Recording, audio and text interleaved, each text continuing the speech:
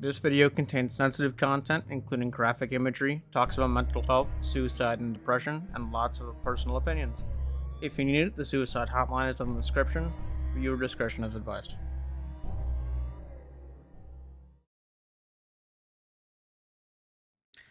As everybody knows on my channel, I like video games, considering that is 99.99% of my content, and I don't really upload anything else. I've been playing video games since I was a wee lad, probably 4 or 5 years old when I first picked up my first video game, which I believe was Sly Cooper and the Thievious Raccoonus. And I enjoyed myself, and to this day I really love video games, and I am studying in college to even get into creating them. And I am super excited to keep doing it. I also enjoy making videos and such, obviously. So I felt like this would be a really good way to express myself and talk about my top 15 favorite games, at least at this current date in time. And this video is going to talk a lot about my personal opinions. Obviously, it's going to be different for everybody, but this is my personal top 15 favorite. And I can't wait to share them with you. If you like the video, please like, share, and subscribe it. If you don't like it, obviously you can dislike it. There's nothing wrong with that. I appreciate all the support I've gotten the past couple months. We've almost doubled our subscribers in the past couple months, and I really appreciate it, seriously. And without further ado, this is Pugsr'S top 15 video games of all time. Starting off strong here with number 15, Shadow of the Colossus. This game is really, really big in a weird way. This game was made on the PS2 and got remastered pretty recently. I think it was 2016.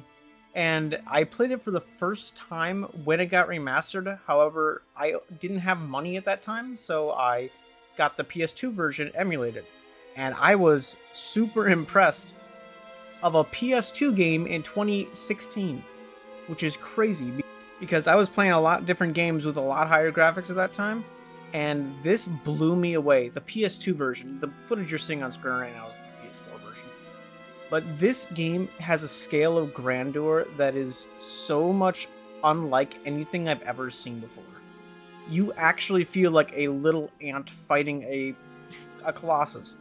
And it is amazing to this day. I think this is one of the most impressive displays of what the PS4 could do. And the PS2, honestly, because it originally was on PS2. And this is just an absolutely gorgeous game. And people still think there's a 17th Colossus, by the way. There's only 16 in the game, and there's been a hunt for the 17th one for like literally 20 years at this point. This game is so just amazing and fantastic that it blows me away. The only problem I have with this game is the controls are bad, to put it lightly. I guess it works in the time period that this game came out, but it's still not the best controls you'll ever find. In fact, it's pretty bad. However, that is literally the only gripe I have with this game. And it's a big gripe, sure, but this game is still just absolutely fantastic and beautiful. And for the PS2, this game is like crazy. I don't even understand how they made the PS2 do this kind of stuff. And it's all rendered in-game and everything, and it's beautiful. The PS4 version is just adding on to how amazing this game is. I don't know any more descriptive words than amazing. Can you tell I'm kind of stupid? But this game deserves a play if you've never played it, because it is just so big.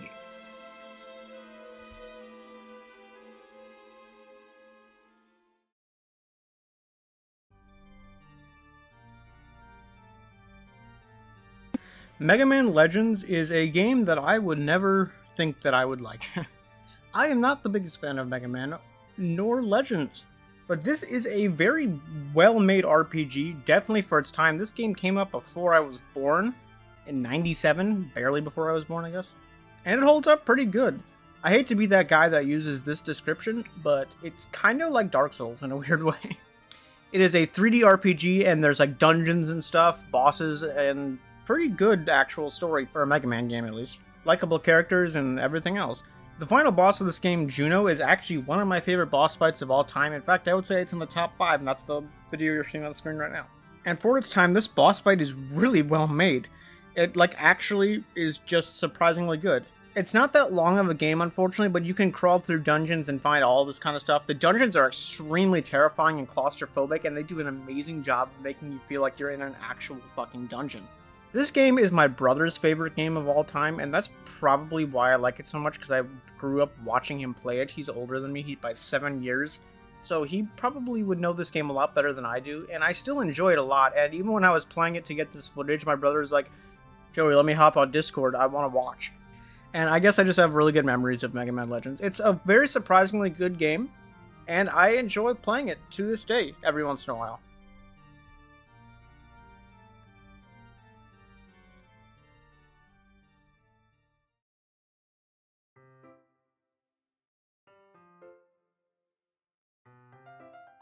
You unfortunately knew this one was coming if you knew me.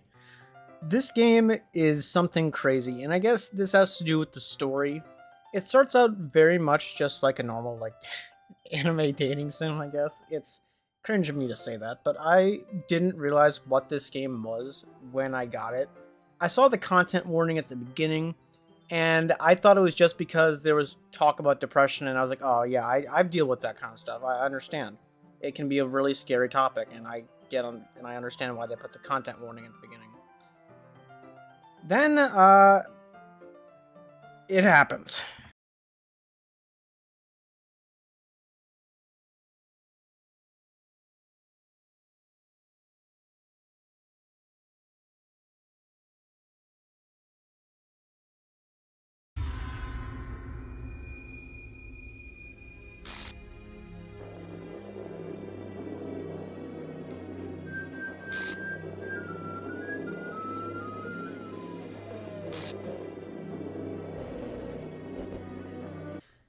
Yeah, this game is not a anime dating sim. I mean, it is, but it's not for you, it's for Monika. There's a character in the game that becomes self-aware that she is in a video game, and she kind of takes over. It's a really interesting and really cool concept that I didn't know this was what it was when I downloaded it, and I was completely floored when it happened. I saw the first couple videos of it up from a couple channels, and then I played it for myself. And then I realized why. I didn't know at the time that this was going to happen. So if you imagine, if you were not expecting that last scene to happen and you thought this was a normal dating sim, what you would do. I genuinely recoiled back and covered my eyes. I was 18 when this game came out. And I recoiled back, covered my eyes, and felt nauseous because it scared me so bad. No game has ever managed to actually scare me until this one. You know when you're a little kid and you're scared to open a door after you just saw a scary movie because you'll be afraid the monster's right there? I was 18 years old and I genuinely did not want to open my door. I was like, oh my god, Sayori is going to be hanging right there. And it was just such a scary fucking experience. This game is incredible, and I don't think any game has ever scared me like it. There is a point where the game just starts glitching and Monika is taking over the entire game, and she understands you and she wants to be with you, and that's kind of the whole point here. There's a scene genuinely where a girl stabs herself and you are forced to watch her body decay for 3 days straight. It is an absolutely crazy, disturbing game, and if I didn't have that genuine moment of fear that when I got it the first time, I don't think I would think it's as good as it is. However, this game is, in my opinion, the scariest and most jarring game I have ever played.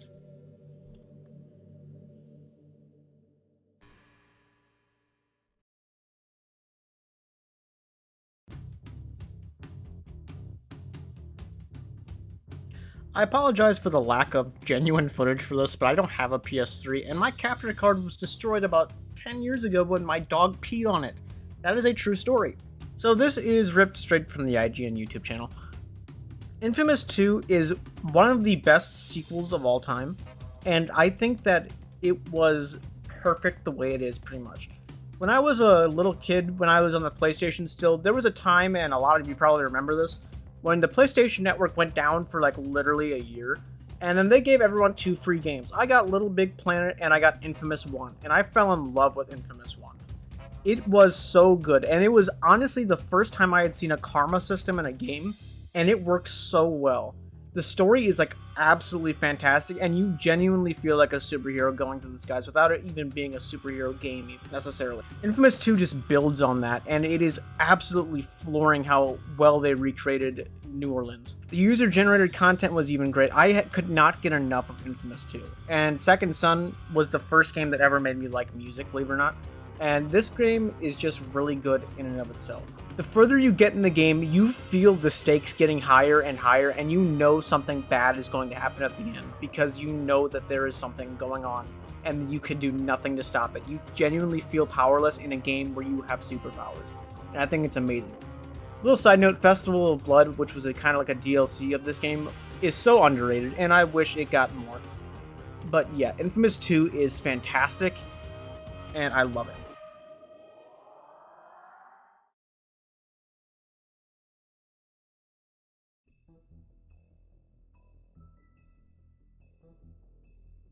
God, I wish I could use the music for this game in videos, but this music of this OST, I promise, is the most tightly guarded copyright shit ever. In a game that came out almost 20 years ago, I cannot use the music of in YouTube videos. I remember one time trying to use one of them in a CSGO video, and it genuinely copyright striked me before the video was uploaded. Like, even before it started processing, it instantly copyright struck me. This is the most tightly guarded fucking copyrighted music I have ever seen from a 20-year-old game. That being said, the music is so amazing in this game. Anyway, to get onto the actual synopsis of this game, it is a game where you can literally do whatever the fuck you want. This game, you can, I believe this was the first game ever that you can make your own, like, creature kind of thing, and, like, make it whatever, do whatever you want. It was like an RPG where you make your own character, but to such a high extent that you can, not only can you make your own character, you can make whatever the fuck you want. My team in this playthrough consisted of literally a fucking refrigerator, Dragon Lord Placidusax from Elden Ring, and a weird guy with an iron head. And it was fun as fuck. It's really short, unfortunately. I didn't realize how short this game was. I beat it all in one night, some fucking how. I didn't even realize that this game was that short, but you can blow through this game really easily. And I think it's really fucking great. It is so innovative, and this game did not get good reviews, admittedly, so this might be an unpopular opinion that I love this game so much. But the music goes way harder than it ever has any right to go in this game, and I think this game is just so good, and it was such a big part of my childhood. And it's genuinely kind of tough, too, near the end of the game. And once again, I wish I could play the music. I don't know what I'm going to replace the music with in this one. But God, I love this fucking game. And I wish it got a remaster or a sequel. Don't tell me it got a sequel on the iPhone. That doesn't count. And I love it so much. The game in and of itself is technically a sequel, but no one played the first one of this game. And honestly, this is a really underground game as far as I'm aware, and I'm the only one that ever has seemed to play it. And I was playing this with my girlfriend a while ago, and then she broke up with me immediately after, so that should tell you how much people like this game. It even got a little anime adaptation at the end of the game for like 5 minutes. And yeah, Graffiti Kingdom's great.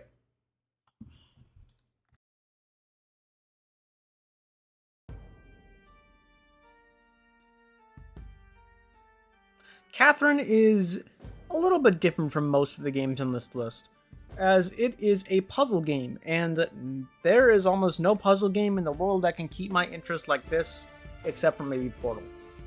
Catherine is also kind of a social experiment game, which is crazy to fucking say out loud, in the fact that it took surveys pretty much from people about relationships, and as I've been in one, and not been in one while playing this game before, it is interesting to see the way my opinions varied depending on if I was in one or without one.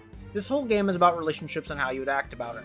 And then when you actually get to the meat and potatoes of this game, it is a puzzle game about moving blocks, which you would think would be the most boring fucking thing on the planet, but it is incredibly addicting and fun.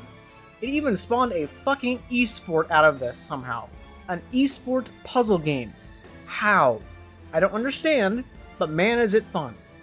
It's not really easy to talk about this game either, because there's not much to it other than it is a social experiment game about relationships and puzzles. And it's pretty cool, though. I think it's really cool. The soundtrack is also amazing. It includes my favorite classical track, which is Little Fugue in G minor, or Fugue. I don't know how to pronounce that word. Mozart, fuck you. And it is just all in all really cool game. You can move blocks any way you want, and you basically are going to be climbing a Tower of Babel, which is what it's called for some reason. And I really think this game is incredible, and I think that it is, in fact, the best puzzle game ever, Portal being a close second. This game was also made by the same people that made Persona. I have never played a Persona game or a Shin Megami Tensei game, so I don't know if they're similar or not. I don't think they are. I'm pretty sure those two are RPGs, and this is like a social experiment puzzle game. But all in all, this game is fantastic, and I think it is incredible, and I think that everyone should play it, and it gives your mind a good test, honestly. It's pretty hard mentally on you. Or maybe I'm just stupid.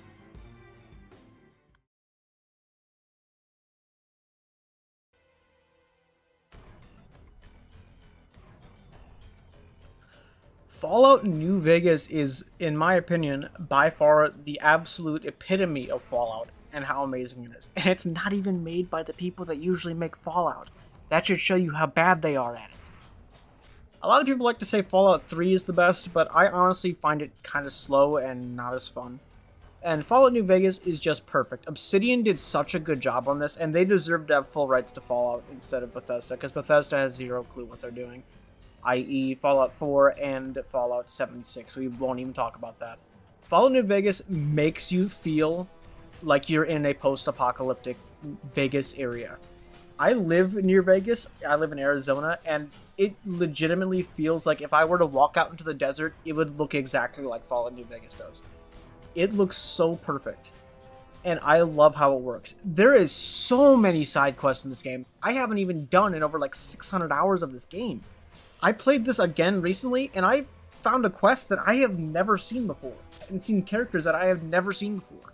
There is so much in this game that was made in less than, I think, 2 years development time, which is insane.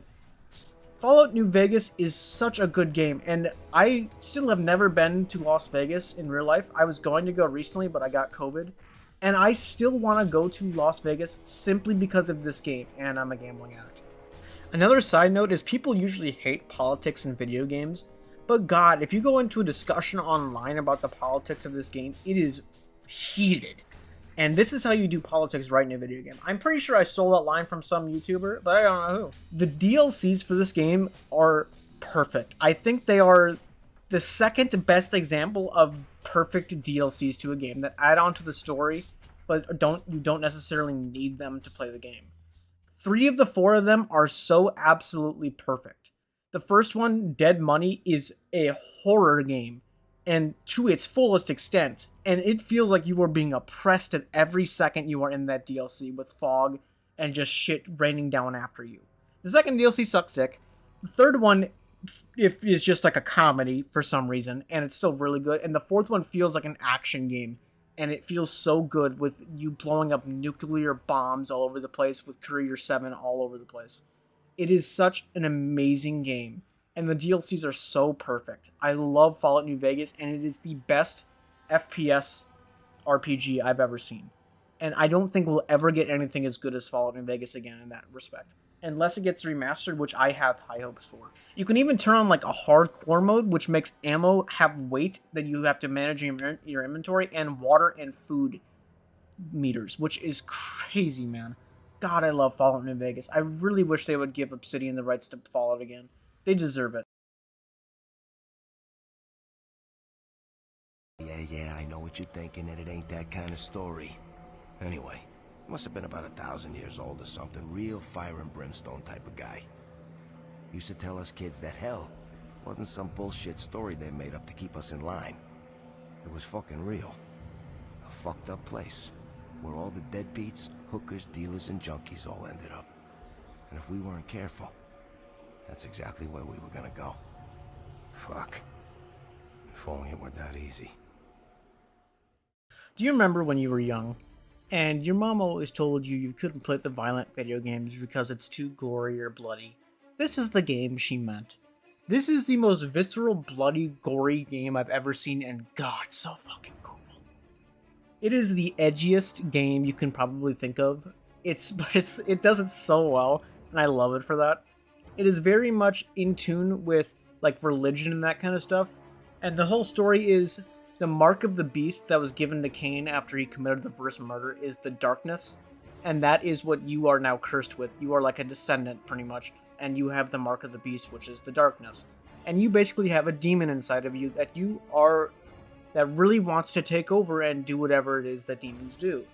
I have to say though that the voice acting of this game for the darkness, it's from some singer, his name's on the screen right now, but oh my god, it is, in my opinion, the second best performance of voice acting ever in a video game. This guy sounds like a fucking devil. This guy did such a good job at voicing the darkness. God. I'm done being a puppet. You will do my bidding. Give me one good reason.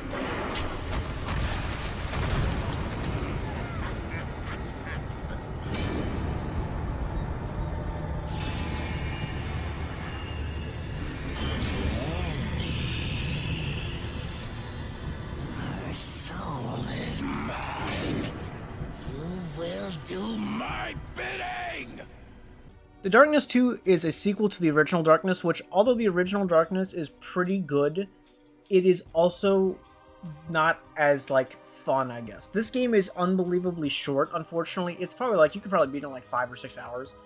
But if it were longer, god, this game would be so perfect.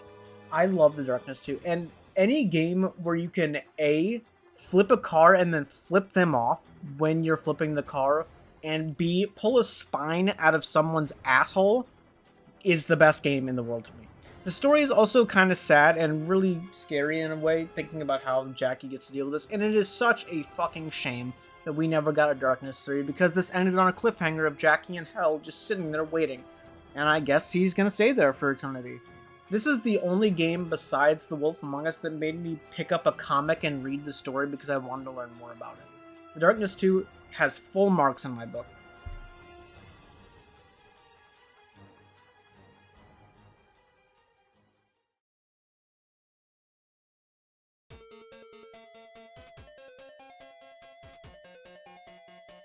No, it is not Deltarune. I just had to use that music because every song in this game is copyrighted, as it probably should be, because it's all real music and real songs. As you see at the bottom right, it's going to say a number of a song. If you can guess every single song that I am playing here without hearing it, I'll give you $25 Amazon gift card. No joke, I'll heart your comment, and you get one chance to guess in the comments, and if you get it right, I will heart your comment and message you on Twitter, and we'll get it figured out. But yeah. There's going to be 4 songs here, all of them are from Guitar Hero. The first one isn't, actually, but the lyrics are on the screen. So the first song you can probably guess pretty easily. So you get the rules of the contest. Good luck. Anyway, Guitar Hero 3 was my first Guitar Hero game, and it was the first game that ever, like, introduced me to music. I didn't necessarily like it at that point, but I learned about, like, actual music and love rock and metal and all that kind of stuff from this game. I promise there is not a better rhythm game out there. I have never really stopped playing Guitar Hero since I got it. I got this game the first year it came out. Well, my brother did, I guess. And I never really stopped. I think the most I stopped was for about a year, and then I bragged to my friend I could kick his ass because I could play on expert pretty easily. And then he whooped my ass, and I haven't stopped playing since. That was probably 5 or 6 years ago now. Actually, it was probably 10 years ago now that I think about it. But I love Guitar Hero, and Clone Hero just makes it even better. But the only problem with Clone Hero is you can't see your characters or anything like that. You just got a highway. And it gives you the notes, which is understandable because it's not necessarily Guitar Hero, it is its own little thing. But I had to use Clone Hero as the footage, obviously, because I don't have a capture card like I mentioned earlier. But this is going to cover all of the songs here. There is certainly 3 on screen at the moment. I believe the 3rd one's on screen. The 4th one's coming up. And as you see, I am not the best of the game, but I definitely can hold my own, and especially on Expert, I have practiced for years.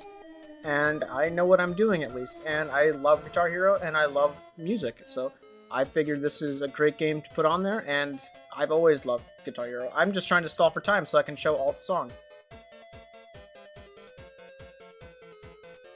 Song number 4. And yeah, if you get them all right, you get one chance in the comments. I will give you a $25 gift card. We'll figure it out.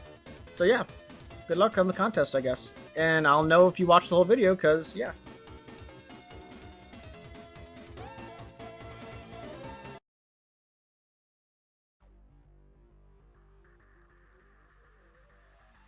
The best Call of Duty by a fucking mile is Call of Duty Black Ops 2, and it has an absolute special place in my heart. The first game that ever made me buy an Xbox 360 and showed me what gaming with friends was really like. Before this, I only had a PlayStation, and no one in my school had a fucking PlayStation, and I played Call of Duty basically with my brother and my dad alone. This showed me gaming with friends can be fun, and I, to this day, do it all the time on games that we will get to later.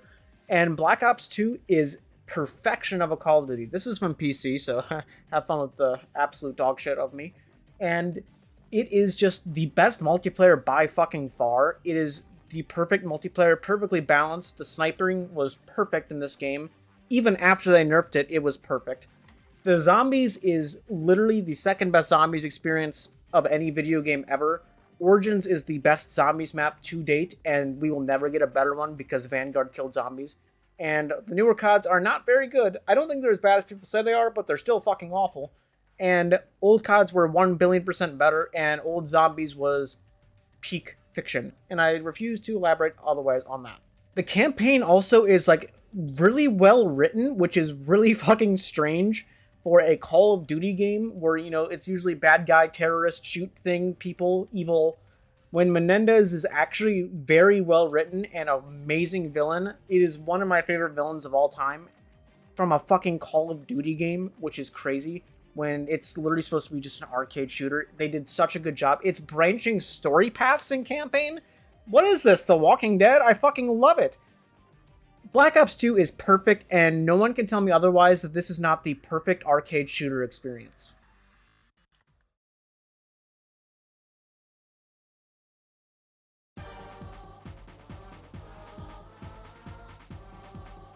I talked a little bit about this game earlier, and yes, I am aware that the title up there is spelled incorrectly, but I can't go back and change it now, so deal with it. I described this game earlier, and it very well might be the first game I ever played. I don't know for sure, but I'm pretty sure it is. Because when I was a wee, tiny little Joey, my mom played this game a fuck ton, and I watched her and my brother play it all the time. And this footage was a pain in the ass to get, because I had to emulate this shit. And for some reason, my controller does not like the emulator, and I had to do this on keyboard and mouse. And yes, I am playing Sly Cooper on keyboard and mouse in this footage, which is disgusting. This game was one of the pinnacles of the PS2, one of the three big boys for the PS2's life cycle. Sly Cooper, Jak and Daxter, and Ratchet & Clank were the three big motherfuckers on PS2. Sly Cooper by far the best, Ratchet & Clank pretty close behind, and I didn't like Jak and Daxter that much, but I know a lot of people loved it. But Sly Cooper had such a fun fucking mechanic of just being the perfect platformer ever. I like Mario, but I was never really a Nintendo guy, and Sly Cooper was like my platformer game. I fucking love Sly Cooper. I even tried to speedrun it for a little bit and failed horribly, so you won't see footage of that ever online because it's gone. Another really fantastic thing in this game is the bosses. We're not playing Dark Souls here, but the boss fights are literally the best gimmick boss fights you'll ever see. One of which you have to jump around and just dodge things. The controls aren't very good, but it was pretty hard to dodge this. The second one, you have to turn mirrors at a guy to burn him. And then my favorite is Ms. Ruby, which you're seeing on screen right now, is such a fun, like, little rhythm game boss. And I think this is my favorite rhythm boss fight ever. And here, you can take a listen of, like, how fucking crazy this is, because, once again, I don't have the PlayStation buttons on here, so this was way harder to do mouse, where X was space, square was click, triangle was Q, and circle was E. This is an insane boss fight, and here you go. You're going to see the last part of it right here, because I want to show it to you, because I fucking love this boss fight, and it's one of my favorite boss fights of all time. Here you go.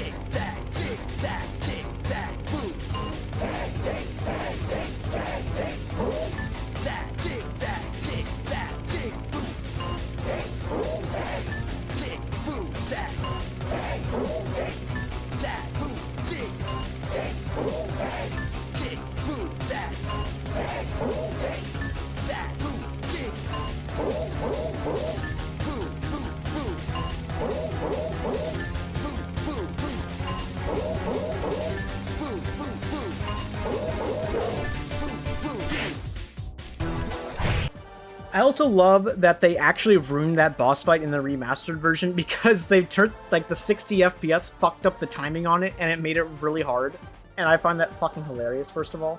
And also, another thing I really love in this game that is not really talked about is the bottles. How they are hidden around every level and you have to find them to open a safe and get an extra move. I find that really cool because it's so fun to search for them if you don't know where they are.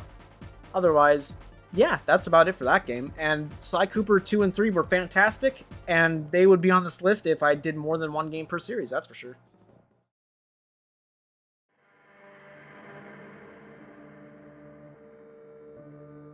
Counter-Strike Global Offensive.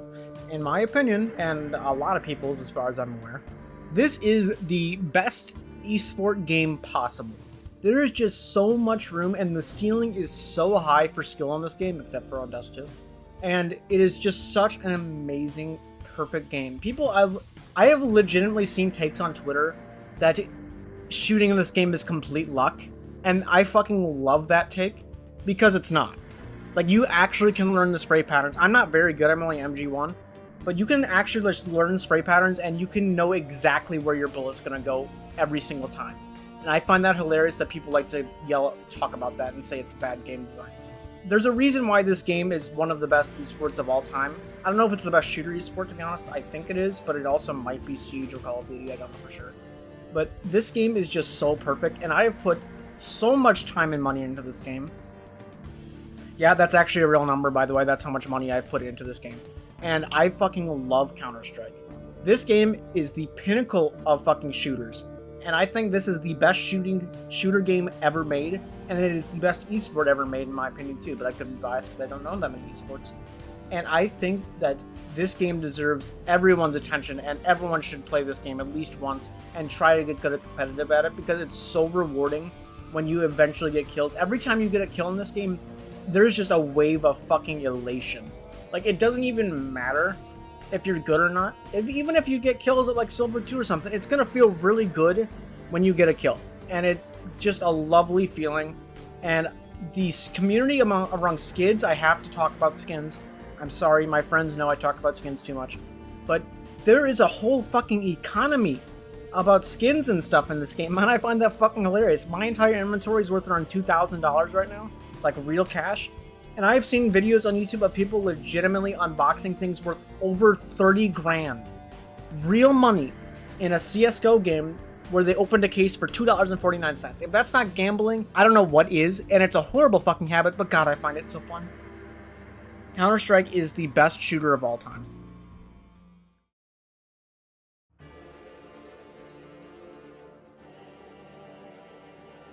It's gotta be in here.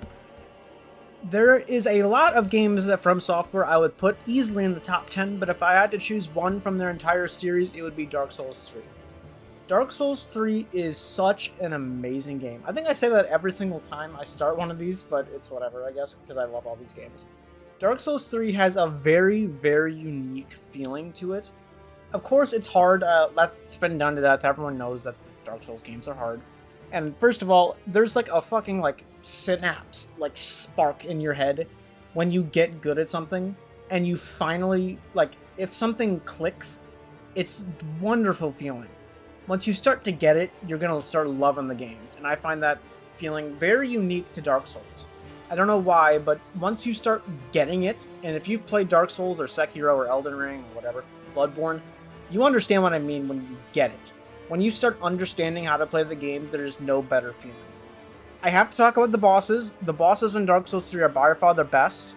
Sister Frida, I know it's Frida, fuck off, I said Freed in like 6 videos or whatever, is the most beautiful boss ever.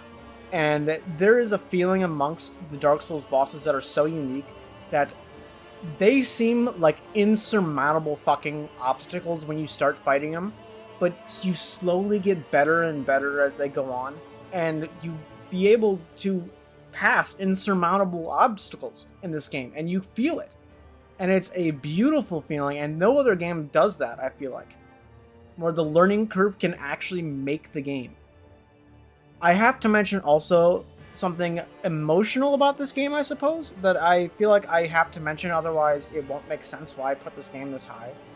So here we go into my Drake shit, I guess. Dark Souls was a game that really brought me out of a deep depression. Around 2020, I believe, around 2020, my girlfriend broke up with me, and it was one of the worst times of my life. It felt like I lost someone really near and dear to me. And it was such a horrible and sad feeling, and I couldn't get over it.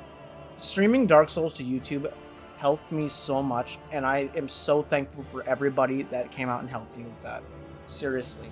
It really helped me out of a deep depression, and I am so thankful for it. And Dark Souls has this feeling to it also, especially in Dark Souls 3, that although you are doing something so insurmountably hard, in the end, it hardly matters. Because you are just fighting to keep the world alive just a little bit longer. Would it be easier just to give up and die and let the world die? Yeah, absolutely.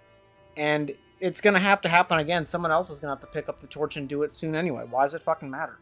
But just the journey of it is so amazing. It is the biggest example of how it is the journey, not the destination.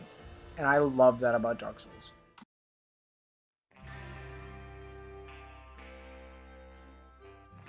Man, I wish I had enough time to go through this entire game to get footage, but I really do not have the time for it, so I just went into multiplayer and just did a random strangers mission. Because if I went and did the entire story, this video would never get done, because I would want to get the absolute perfect footage. Probably the time where you raid the estate. You know which one it is if you've seen the game. But the Red Dead Redemption 2 is possibly the most humanizing game I've ever seen to a character, ever. Arthur Morgan may be the most well-written character ever in a video game. This is this rootin' tootin' cowboy, I can't believe I said that, this really rough and tough cowboy, the pinnacle of manlyhood, just absolute monster of a man, killer, outlaw, absolute monster of a guy. And there is a moment in this game, and if you just type in Arthur Morgan's speech into fucking Google, this video will come up. Because it is one of the most just human cutscenes I've ever seen from any media. Like, if you told me that this was a real person and I was seeing an actual video from a cowboy's life about him, I would believe you. This entire game, you're this extremely tough cowboy man. Near the end, you're gonna get tuberculosis. And you're gonna slowly die from it. There is nothing you can do about it, and in the late chapters of the game, it feels like you're wasting time if you're doing like side missions and stuff, because you know Arthur is dying and there's nothing you can do about it. And the way he got it was from being an outlaw. He dies by his way of life because of what he does. And there is no one else ever in a video game, it seems like, that is so accepting of their own death. You can really feel Arthur just accepting himself dying. And there's this cutscene that I mentioned earlier. I'm going to play it right now. No cutscene in a video game has gotten me to bawl like this. It made me feel so just... It gives me goosebumps even to watch it to this day. Brother Dorkins is very jealous.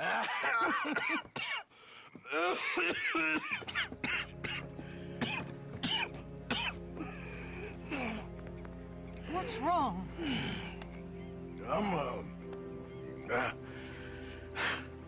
I'm dying, sister. Okay. Yeah, I got TB. I got it. Beating a man to death for a few bucks. I've lived a bad life, sister. We've all lived bad lives, Mr. Morgan. We all sin. But I know you. You don't know me. Forgive me, but that's the problem. You don't know you. What do you mean? I don't know, but whenever we happen to meet, you're always helping people and smiling. I had a son. He passed away. I had a girl who loved me. I threw that away. My mama died when I was a kid. And my daddy, well, I watched him die. That weren't soon enough. My husband died a long time ago. Life is full of pain. But there is also love and beauty. What am I gonna do now? Be grateful that for the first time, you see your life clearly. Sure. Perhaps you could help somebody. Helping makes you really happy. But I still don't believe in nothing. Often, neither do I. Huh? But then I meet someone like you, and everything makes sense. You're too smart for me, sister. I guess I'm afraid. There is nothing to be afraid of, Mr. Morgan. Take a gamble that love exists and do a loving act. That it's a cutscene, isn't it? Red Dead Redemption 2 deserves a play from everybody. This is the cowboy game. Red Dead Redemption 1 has a moment that I like a little more in it, where you ride into Mexico with Far Away playing by Jose Gonzalez playing in the background. That is a beautiful fucking cutscene. And if Rockstar would just focus on making single-player games, they would be my favorite game studio ever, but they have to focus on multiplayer, and every multiplayer they've had has sucked, except for the beginning of GTA Online. Red Dead Redemption 2 is my second favorite game of all time because of how amazing Arthur is written. Before we get to number 1, a couple honorable mentions. Let's go with 5 honorable mentions here. They didn't quite make the list, but they'd probably be pretty close. And if you ask me on a different day what my top 15 favorite games are, these might be in the top 15. I don't know. But definitely they're great, and I would like to talk about them at least a little bit. One sentence each should be good. Elden Ring. Just came out, so unfortunately I can't put it that high on the list. Amazing game, one of the best open world RPGs ever. Borderlands 2. One of the best FPS RPGs ever. I've had so much fun time with my friends on these games, and God, I love Borderlands 2, and Borderlands 3 is shit. Sekiro. Sekiro is the perfect combat ever in a video game, and it is so fun, and the story is so unbelievably fantastic. The only problem I have with it is so short, and after you get done with it, there is almost no end game, and you can't really do anything after you beat the game. The Wolf Among Us. Telltale's best game in my opinion, because they've ruined The Walking Dead after the second season. The Wolf Among Us was the only other game besides The Darkness 2 that got me to pick up a comic book because I really wanted to learn what the fuck was going on. Bigby is such a fun and cool character, and I can't wait for The Wolf Among Us 2 next year. With a playstyle for everybody, it's Overwatch. And I think this game could quite possibly be the best esport ever if the developers gave a single fuck about it. Because they don't. Overwatch 2 comes out in about 15 days, and I really can't wait for that. And hopefully this revitalizes the game because I have so much fun, and literally everybody can play this because there's a playstyle for everybody. Alright. Now to get to number 1. If you know who I am, you already know what it is if you haven't seen it on the list so far. And if you know me, you're going to be like, oh yeah, no shit, obviously that's his number 1.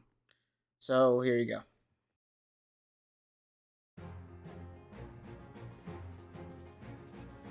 Come on, you knew it wasn't going to be anything else. Kingdom Hearts 2 is the best game ever, in my opinion. And honestly, if it's not your opinion, you should play it. Kingdom Hearts 2 is the absolute perfect blend of American and Japanese culture. I fucking love Kingdom Hearts 2. This game came out in 2005, and I got my friend to play it recently, and he thinks it's one of the best games ever too now. And this game is just so fun. It is the best RPG ever made, and in my opinion, who fucking cares about RPGs? It's the best fucking game ever made. The combat is so fucking satisfying, and the bosses in this game are so full of life, and everything about this game is perfect. I think there is almost nothing, even like tiny gripe-wise, I can think that is bad about this game. Like, no joke. I can't think of a single bad thing about Kingdom Hearts 2.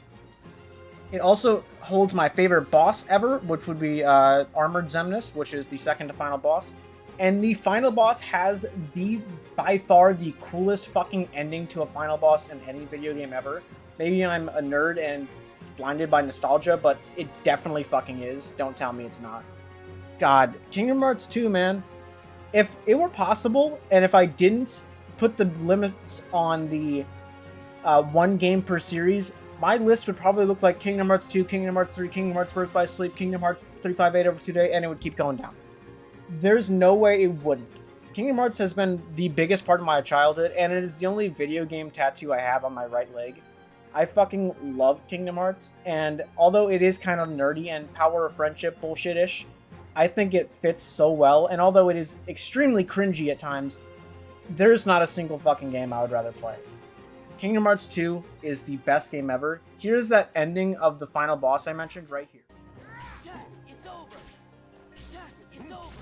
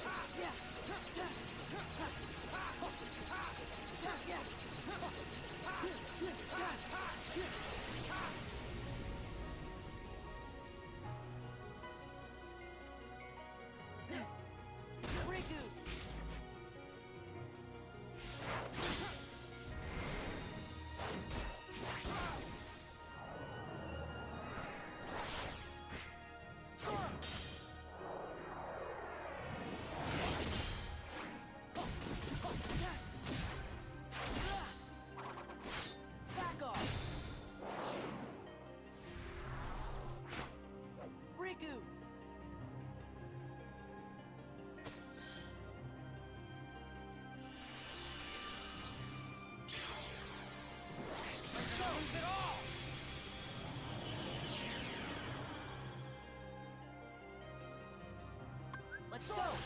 Let's go!